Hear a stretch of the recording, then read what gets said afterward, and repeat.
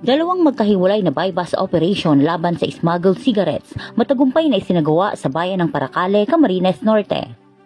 Dalawang katao ang naaresto sa magkahiwalay na bypass operation na isinagawa ng Paracale Municipal Police Station, Camarines Norte Maritime Police Station, Regional Special Operations Team at ng Regional Maritime Unit 5 laban sa iligal na bentahan ng smuggled cigarettes sa Barangay Poblacion Norte, Paracale, Camarines Norte.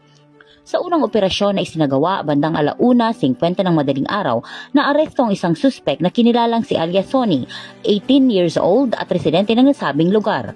Nahuli ang suspek matapos magbenta sa pusher buyer ng isang kahon na naglalaman ng 50 rims ng sigarilyong Golden Leaf na hinihinalang smuggled, kapalit ang halagang 25,000 piso.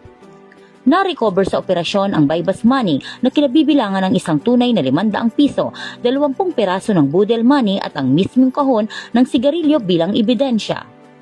Samantala sa ikalawang operasyon, bandang 6:20 ng gabi sa parehong barangay, naaresto ang isa pang suspek na kinilalang si alias Barok, 55 taong gulang. Nakumpiska sa suspek ang isang kahon at mga rim ng sigarilyong Golden Leaf na hinihinalang smuggled na naibenta sa halagang humigit kumulang 19,000 piso kasama ang mark money at budel money.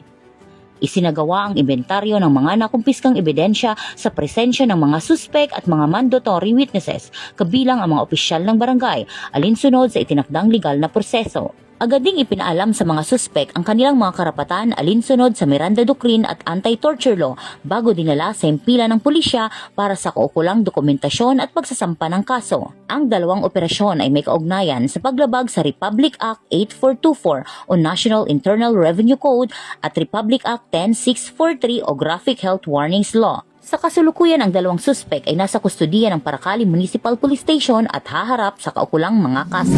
Mula po dito sa Camarines Norte Police Provincial Office, ako po si Police Master Sergeant Lian L. Pajadillo, nagugulat para sa Police News Network. At ito ang bagong PNP para sa bagong Pilipinas. Serbisyong mabilis, tapat at nararamdaman.